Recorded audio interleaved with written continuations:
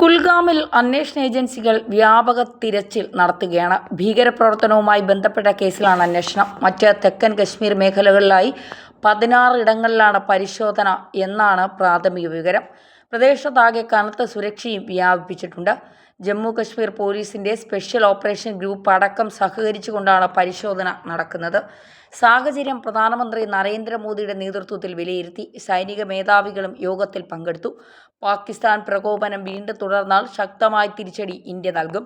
കൃത്യമായ യുദ്ധതന്ത്രങ്ങൾ ഇന്ത്യ തയ്യാറാക്കി കഴിഞ്ഞു.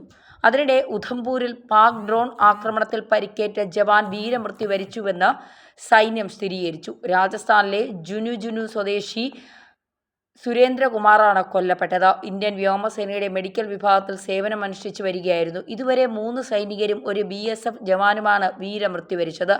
ജമ്മുവിലെ RS-പുരയിൽ അന്താരാഷ്ട്ര അതിർത്തിക്കടുത്ത് പാകിസ്ഥാനുമായുണ്ടായ ഏറ്റുമുട്ടലിൽ ഒരു BS ജവാൻ വീരമൃത്യു വരിച്ചിരുന്നു. BSF സബ് ഇൻസ്പെക്ടർ മുഹമ്മദ് ഇംതിയാസാണ് രാജ്യത്തിനു വേണ്ടി സ്വജീവൻ ബലിയർപ്പിച്ചത്.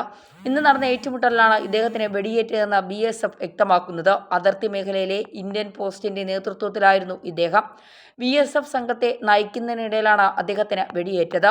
ഇരു രാജ്യങ്ങളും തമ്മിലെ ബന്ധം വഷളായതിനു ശേഷം അന്താരാഷ്ട്ര അതിർത്തിയിൽ സൈനിക പോസ്റ്റുകൾക്ക് നേരെയും ഗ്രാമങ്ങളിലേക്കും പാകിസ്ഥാൻ വലിയ തോതിൽ ആക്രമണം അഴിച്ചുവിട്ടിരുന്നു. ഇത് പ്രതിരോധിക്കാൻ ശക്തമായി BSF ശ്രമിക്കുന്നതിനിടെയാണ് ഒടുവിൽ മുഹമ്മദ് ഇംതിയാസും ജീവൻ വെടിഞ്ഞത്. ഇദ്ദേഹത്തിന്റെ വിയോഗത്തിൽ മുതിർന്ന സൈനിക ഉദ്യോഗസ്ഥർ അഗാധമായ ദുഃഖം രേഖപ്പെടുത്തി. അതിനിടെ നഗോട്ര നഗരത്തിൽ സൈനിക കേന്ദ്രത്തിന് നേരെ ആക്രമണം നടന്നതായി സൈന്യം സ്ഥിരീകരിച്ചു. ഒരു സൈനികന് വെടിയേറ്റു. ഇദ്ദേഹത്തെ ആശുപത്രിയിലേക്ക് മാറ്റി. സൈനിക ക്യാമ്പിന് നേരെ ഭീകരാക്രമണം നടന്നു എന്നാണ് വാർത്താ ഏജൻസികൾ നൽകുന്ന റിപ്പോർട്ട്. എന്നാൽ പിന്നീട് സൈന്യം നിഷേധിച്ചതോടെ വാർത്തയിൽ ഖേദം പ്രകടിപ്പിച്ച് ANI വാർത്ത പിൻവലിച്ചു. അതിനുശേഷം സൈന്യം സംഭവം സ്ഥിരീകരിക്കുകയായിരുന്നു. സൈനിക ക്യാമ്പിന് സമീപത്ത് സംശയകരമായ നീക്കം കണ്ട സൈനിക വെടിയുതിർത്തുവെന്നും അപ്പോൾ പ്രത്യാക്രമണം ഉണ്ടായെന്നുമാണ് വിവരം. ജമ്മുവിൽ നിന്ന് 20 കിലോമീറ്റർ അകലെയാണ് നഗോട്രയിലെ സൈനിക ക്യാമ്പ്. ഇവിടെ തന്നെ എയർഫോഴ്സിന്റെയും ക്യാമ്പ് പ്രവർത്തിക്കുന്നുണ്ട്. ഈ സാഹചര്യത്തിൽ ജമ്മുവിൽ 4 ഇടങ്ങളിൽ സൈന്യവും ഭീകരവിരുദ്ധ സേനയും പരിശോധന നടത്തുന്നു എന്ന റിപ്പോർട്ടുകളും പുറത്തു വന്നിട്ടുണ്ട്. കഴിഞ്ഞ ദിവസം സേനാ ക്യാമ്പിന് നേരെ നടന്ന ആക്രമണത്തിന്റെ പശ്ചാത്തലത്തിലാണ് പരിശോധന. ഭീകര സംഘങ്ങൾ സൈനിക മേഖലകളെയും പ്രധാന കേന്ദ്രങ്ങളെയും ലക്ഷ്യം വച്ചേക്കാമെന്ന റിപ്പോർട്ടിന്റെ പശ്ചാത്തലത്തിലാണ് പരിശോധന. വെടിനിർത്തൽ തീരുമാനിച്ചതിന്റെ ആശ്വാസത്തിലാണ് നിലവിൽ ജമ്മു കശ്മീർ. പാകിസ്ഥാന്റെ director general of military operations ഇന്നലെ 2 തവണയായി ഇന്ത്യയുമായി ബന്ധപ്പെട്ടു. സേനാ മേധാവി US വിദേശകാര്യ സെക്രട്ടറിയോട് സംസാരിച്ചതും പാക് DGMO പരാമർശിച്ചു. പാകിസ്ഥാൻ ആണവായുധം ഉപയോഗിക്കുമെന്ന രഹസ്യാന്വേഷണ റിപ്പോർട്ടിന്റെ അടിസ്ഥാനത്തിലാണ് US ഇടപെടലുണ്ടായത്. അമേരിക്കൻ വൈസ് പ്രസിഡന്റ് JD വാർഡ് പ്രധാനമന്ത്രി നരേന്ദ്രമോദിയെ വിളിച്ചു. ഇരുവരുമായുള്ള സംഭാഷണത്തിൽ ഇന്ത്യൻ സേനകൾക്ക് കിട്ടിയ ആധിപത്യം മോദി ചൂണ്ടിക്കാട്ടി. പാകിസ്ഥാനെ വിശ്വസിക്കേണ്ട എന്ന് ഉച്ചയ്ക്ക് ചേർന്ന യോഗം തീരുമാനിച്ചു. പാക് DGMO രണ്ടാമതും വിളിച്ചതിനു ശേഷമാണ് വെടിനിർത്തൽ പ്രഖ്യാപിച്ചത്.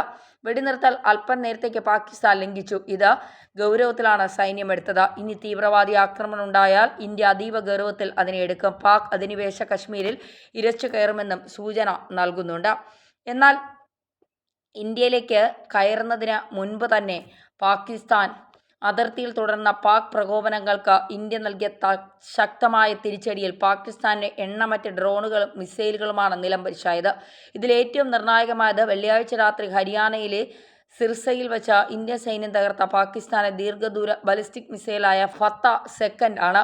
ഡൽഹി ലക്ഷ്യമിട്ടാണ് പാകിസ്ഥാൻ ഫത്ത മിസൈൽ ഉപയോഗിച്ചത് എന്നാണ് അനുമാനം. ഡൽഹിയിൽ നിന്ന് ഏകദേശം 250 കിലോമീറ്റർ അകലെ വച്ചാണ് ഇന്ത്യൻ സൈന്യം അതീവ കൃത്യതയോടെ ഈ മിസൈൽ തകർത്തത്. സാധാരണക്കാരെ ലക്ഷ്യമിട്ടാകാം പാകിസ്ഥാൻ ഈ നീക്കം നടത്തിയതെന്ന സൂചനയുണ്ട്. പാകിസ്ഥാന്റെ ഭാഗത്തുനിന്നുണ്ടായ ഏറ്റവും ഗുരുതരമായ പ്രകോപനമായാണ് ഇന്ത്യ ഈ നീക്കത്തെ കാണുന്നത്. ഫത്ത സെക്കൻഡ് മിസൈൽ പ്രയോഗത്തിന് തൊട്ടുപിന്നാലെ പാകിസ്ഥാൻ തന്ത്രപ്രധാന മേഖലകളിലെ 4 വ്യോമതാവളങ്ങളിൽ ഇന്ത്യ മിസൈൽ ആക്രമണം നടത്തുകയും ചെയ്തു. പാകിസ്ഥാന്റെ ബുനിയാനു മർസൂസ് സൈനിക നടപടിയുടെ ഭാഗമായിട്ടാണ് ഫത്ത സെക്കൻഡ് മിസൈൽ പ്രയോഗം നടത്തുന്നത്. പാകിസ്ഥാൻ തദ്ദേശീയമായി വികസിപ്പിച്ചെടുത്തതും ഈ വർഷം പാക് സൈന്യത്തിൻ്റെ ഭാഗമായതുമായ ഫത്ത സെക്കൻഡ് അവരുടെ ശേഖരത്തിലെ പ്രധാനമായും അത്യാധുനിക ബലിസ്റ്റിക് മിസൈലാണ്. കരയിൽ നിന്ന് കരയിലേക്ക് തൊടുക്കാവുന്ന ഈ മിസൈലിന് 400 കിലോമീറ്റർ ദൂരെ വരെയാണ് പ്രഹരശേഷി. ഇതിൻ്റെ മുൻഗാമിയായ ഫത്ത 1ൻ്റെ പ്രഹരശേഷി 140 കിലോമീറ്റർ മാത്രമായിരുന്നു. റഡാറുകളുടെയും മിസൈൽ വേദ സംവിധാനങ്ങളുടെയും കണ്ണ് വെട്ടിച്ച് പറക്കാൻ കഴിയുന്ന രീതിയിൽ വികസിപ്പിച്ചെടുത്ത ഫത്ത സെക്കൻഡ് മിസൈൽ തകർക്കാനായത് പാകിസ്ഥാനെതിരെയുള്ള പ്രതിരോധത്തിൽ ഇന്ത്യൻ സേനയ്ക്ക് ഒരു വലിയ നേട്ടമാണ്. മിസൈൽ വിക്ഷേപിക്കുമ്പോൾ തന്നെ ഇന്ത്യൻ വ്യോമ പ്രതിരോധ സംവിധാനങ്ങൾ അത് തിരിച്ചറിയുകയും ലക്ഷ്യസ്ഥാനത്ത് എത്തുന്നതിന് മുൻപ് തന്നെ മിസൈൽ തകർക്കുകയും ചെയ്തതായി പേര് വെളിപ്പെടുത്താത്ത പ്രതിരോധ വൃത്തങ്ങൾ ദേശീയ മാധ്യമങ്ങളോട് പറഞ്ഞു. പാകിസ്ഥാന്റെ കടുത്ത പ്രകോപനങ്ങൾക്ക് ശക്തമായ മറുപടി നൽകിയതിനോടൊപ്പം ഇന്ത്യയുടെ വ്യോമ പ്രതിരോധ ശേഷി തെളിയിക്കുന്ന നടപടി കൂടിയാണ് ഇത്. പാക് സേന ലക്ഷ്യം വെച്ച് നീങ്ങുന്നു, തിരിച്ചടിക്കുമെന്ന് ഇന്ത്യ പറയുന്നുണ്ട്. വ്യോമതാവളങ്ങൾക്ക് നേരെ മിസൈൽ പ്രയോഗിച്ചു.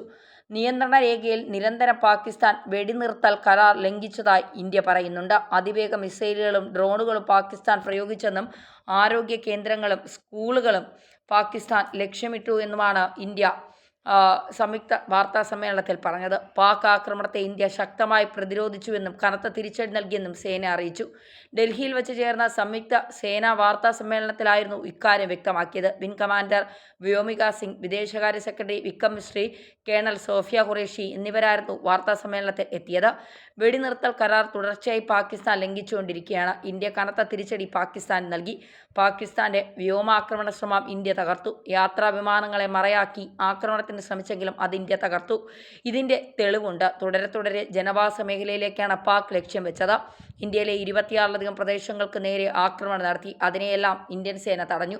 ഇന്ത്യയുടെ വ്യോമസേനാ താവളങ്ങൾ സുരക്ഷിതമാണെന്നും പടിഞ്ഞാറേ അതിർത്തിയിൽ പാകിസ്ഥാൻ നിരന്തരം ആക്രമണം നടത്തുകയാണെന്നും ഇന്ത്യ പറയുന്നു. ഡ്രോണുകൾ, ദീർഘദൂര ആയുധങ്ങൾ, യുദ്ധവിമാനങ്ങൾ അടക്കമുള്ളവ ഉപയോഗിച്ച് ഇന്ത്യൻ സൈനിക കേന്ദ്രങ്ങൾ തകർക്കാൻ പാകിസ്ഥാൻ ശ്രമിച്ചു.